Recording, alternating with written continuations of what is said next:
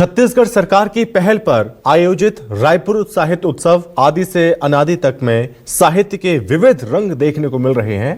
नवा रायपुर के पुरखोती मुक्तांगन में आयोजित इस उत्सव में श्रोता, साहित्यकार, कवि और आमजन बड़ी संख्या में शामिल हो रहे हैं।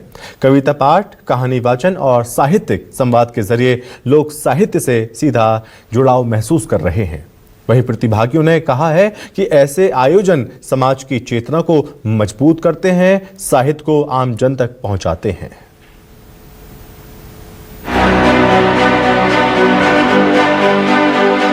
छत्तीसगढ़ में रायपुर साहित्य उत्सव आदि से अनादि तक का आगाज हो चुका है और आज इसका दूसरा दिन है।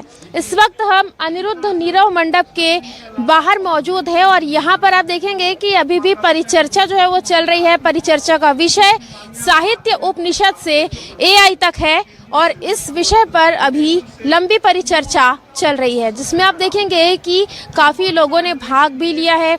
यहाँ पर क्वेश्चन आंसर राउंड हो रहे हैं और जो परिचर्चा चल रही है उसमें जो तमाम लोग मौजूद हैं वो लोगों के क्वेश्चन का जवाब भी दे रहे हैं। तो इस तरीके से रायपुर साहित्य उत्सव जो है उसके दूसरे दिन इस तरीके से जो चर्चा है, अलग अलग चर्चा है वो चल रही है और तमाम जो अलग अलग लोग हैं वो पहुंचे हैं दूर दूर से, उनसे बात करते हैं। सर, सबसे पहले तो आप बताइए कि आप कहाँ से हैं और ये साहित्य उत्सव में आप शामिल हुए हैं, तो आपको ये आयोजन पूरा कैसा लग रहा है?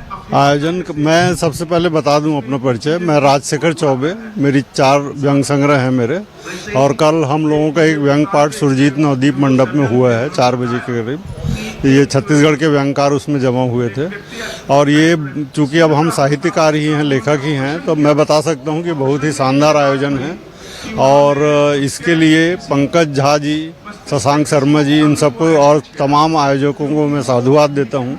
शायद छत्तीसगढ़ में या एक तरह से कह सकते हैं पूरे देश में इतना बड़ा आयोजन साहित्य का नहीं हुआ होगा, ऐसा मुझे लगता है। लेकिन साहित्य के साथ और भी चीज़ें जोड़ दी गई हैं, वो थोड़ा सा लगता है कि उसको कम करने की ज़रूरत है। अच्छा, आप व्यंगकार है तो एक आध व्यंग भी सुना दीजिए हमें।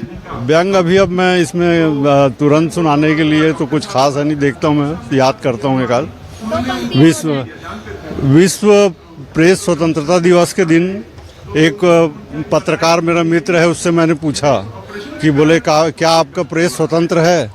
उसने कहा मैं ऊपर पूछ के बताता हूँ। फिर उसने ऊपर फ़ोन किया, ऊपर वाले ने बोला मैं अपने ऊपर पूछ के बताता हूँ, और उसके ऊपर पूछे, फिर उसके बाद सीएम और पीएम तक बात चली गई। फिर बताया गया कि नहीं, आप स्वतंत्र हैं। फिर उसने मुझे जवाब दिया कि हाँ, मैं स्वतंत्र हूँ।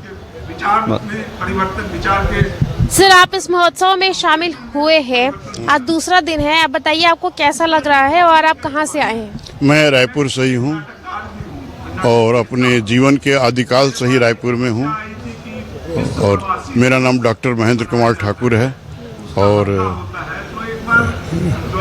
बचपन से लिख रहा हूँ, 66 से लगातार प्रकाशित हो रहा हूँ और साहित्य की सभी विधाओं में मेरी किताबें हैं और व्यंग के हर विधा में, चाहे गज़ल हो, चाहे कविता हो, चाहे नवगीत हो, चाहे व्यंग गीत हो, सब में व्यंग उपन्यास हो, जिसमें एक डिप्टी कमिश्नर की डायरी अंतर्राष्ट्रीय स्तर पर चर्चित है। लॉकडाउन के लव स्टोरी भी बहुत खतरनाक उपन्यास है।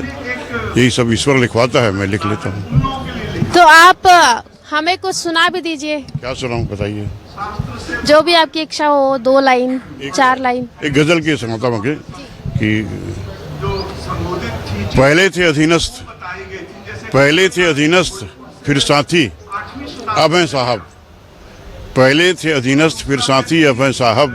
कोटे से भाईजान सब है आपकी दुआ, और कुछ कह सके न लिख सके, कुछ कह सके न लिख सके, ठाकुर मगर आज़ाद, सरकारी आदमी हैं सब आपकी दुआ, सरकारी आदमी। और एक गज़ल कुछ उदाहरण कि ज़िंदगी ये मेरी इबादत है, ये व्यंग नहीं है। ज़िंदगी ये मेरी इबादत है, प्यार करने की हमको आदत है।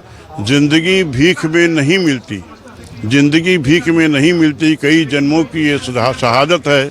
यहाँ से तुम जो छूट जाओ पर, यहाँ से तुम जो छूट जाओ पर, इसके ऊपर भी एक अदालत है। और जहाँ में हम रहे फ़कीर मगर, जहाँ में हम रहे फ़कीर मगर, हवेली की सदा बगावत है। और इसका आखिरी है कि रखना ठाकुर संभाल कर इसको, रखना ठाकुर संभाल कर इसको, ज़िंदगी मौत की अमानत है। जिंदगी मौत के बाद। अब बताइए मैम, आप कहाँ से? जी, मैं डॉक्टर कुसुम जैन कांकेर ज़िले से आई हूँ।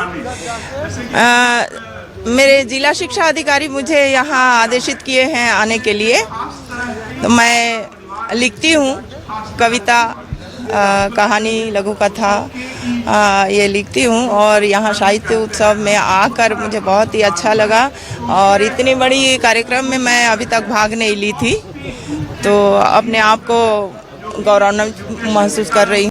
तो कविताएं आप लिखती है, तो कविताएं उन कविताओं में से एक कविता सुना दीजिए। बिल्कुल। मुश्किलों से अब लड़ना आ गया, मुश्किलों से अब लड़ना आ गया, हार से डर नहीं जीतना आ गया, जीतना आ गया, मुश्किलों से अब लड़ना आ गया, मझधार में डर लगता नहीं अब, मझधार में डर लगता नहीं अब, तैरना न सही डूबना आ गया, तैरना न सही डूबना आ गया। धन्यवाद। आप बताइए सर, आप कहाँ से हैं? मैं कांकेर जिले से आया हुआ हूँ और आप भी कुछ लिखते हैं? वैसे लिखता तो हूँ, लेकिन आज मैं यहाँ पर विशेषतौर पर लेखक राइटर के रूप में नहीं आया हूँ। यहाँ मैं एक श्रोता के तौर पर आया हूँ, क्योंकि इन सबको सबसे बड़ी चीज़ अगर आवश्यकता होती है किसी साहित्यकार को, कलाकार को, तो उसके लिए श्रोता और दर्शक होना जरूरी है। तो मैं यहाँ बतौर एक श्रोता और दर्शक की हैसियत से उपस्थित हुआ हूँ। अच्छा, तो आप श्रोता के तौर पर आए, तो ये बताइए कि आपको ये जो आयोजन है पूरा वो किस तरह से लग रहा है, और ये जो प्रकृति के बीच में आयोजन किया गया है, पेड़ पौधे नजर आ रहे हैं, झरना वहाँ पर मुख्य स्टेज के पास नजर आ रहा है, तो कितना सुंदर ये जो वातावरण है वो नजर आ रहा है, और पूरे आयोजन को आप कैसे देखते हैं?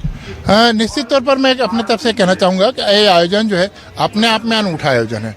ऐसा आयोजन होना चाहिए, और हमारे छत्तीसगढ़ इसके लिए बड़ा ही गौरवान्वित महसूस कर रहा है। उनके साथ साथ छत्तीसगढ़िया होने के नाते मैं भी गौरवान्वित महसूस कर रहा हूँ कि ये इतना सुंदर कार्यक्रम का आयोजन यहाँ पर किया गया रायपुर में। और इस आयोजन से हमारे पूरे समझ लीजिए हिंदुस्तान भर के तमाम साहित्यकार, कलाकार एकत्र हुए हैं। सभी जो है इस कार्यक्रम को सफल बनाने के लिए बधाई के पात्र हैं, और साथ ही इसके आयोजक गण हैं वो भी बधाई के पात्र हैं। और ऐसे कार्यक्रम समय समय पर यहाँ पर होने चाहिए।